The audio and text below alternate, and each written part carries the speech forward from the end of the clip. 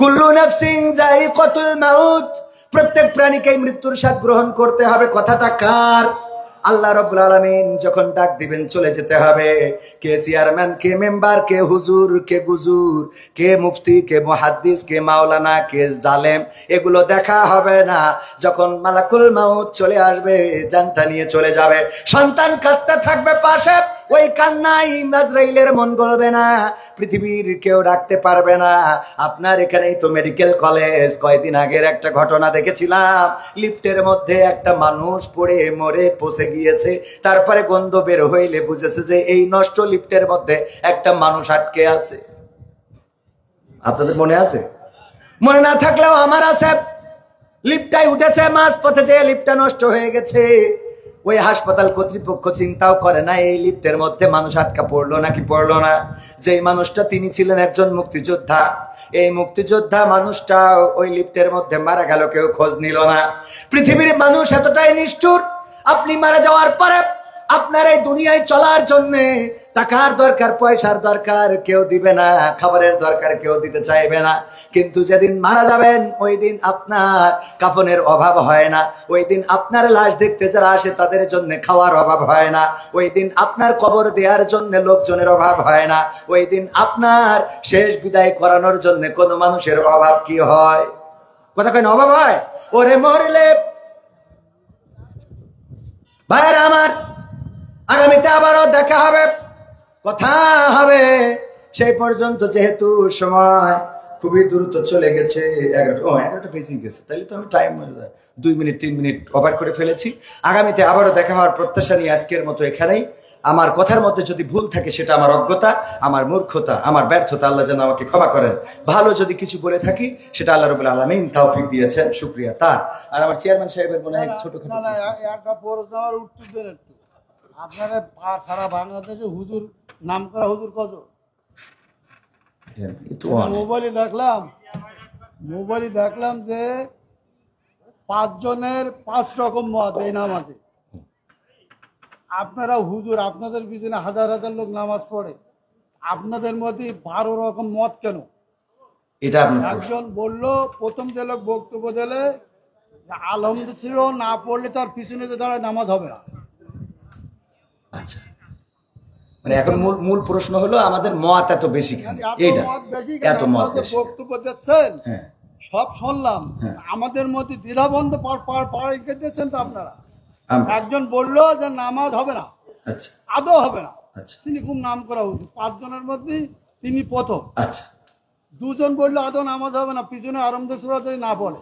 আচ্ছা, তারপরে একজন বললো না আরামদের পড়া যাবে না, একজন যখন জোরে ইমাম পড়বে তখন পিছনে পড়ার কোনো যুক্তি নেই। আচ্ছা, 5 জনের 3 জন একমত, 2 জন একমত, আমরা কোন পথে যাবো? এখানে বিষয়টা হলো ইখতিলাফ আলেমদের। নামাজ হয় না আমাদের। না বাবারে, আমার তো তাহলে এবার আমি একটু উত্তর দিই। সেটা হলো আমি তো অত বড় হুজুর এই বিষয়ে বড় হুজুর উত্তর দিক নাকি?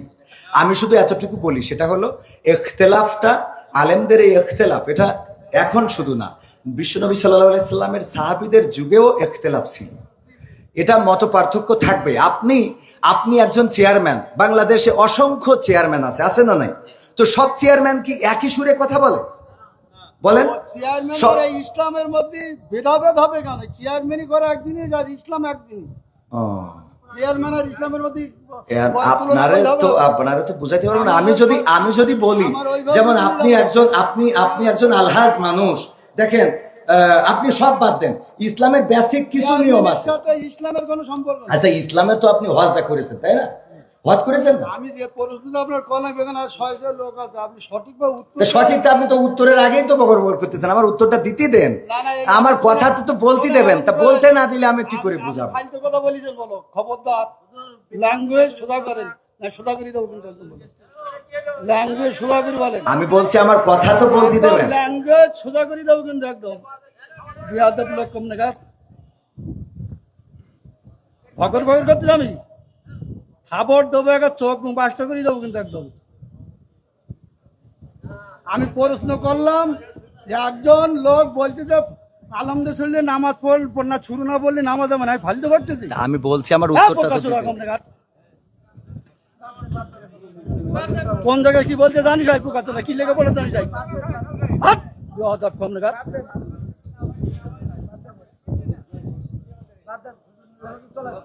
একদম বাস্ত করে দেবো সব একদম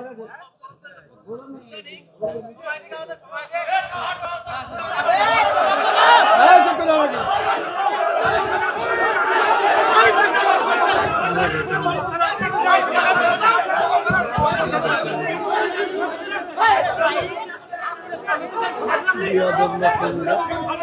এই, কি হয় রে, কি হয় রে?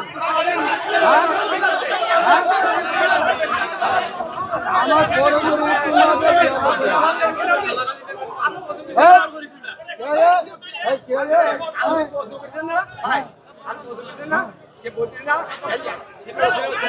খারাপ ল্যাঙ্গুয়েজ বলবি না। খারাপ language বলবি না। এই,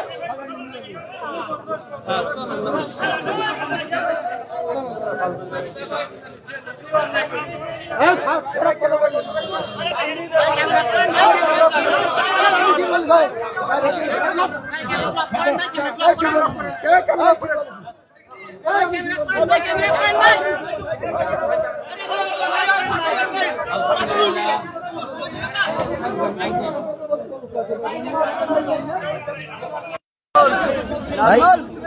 লাইভ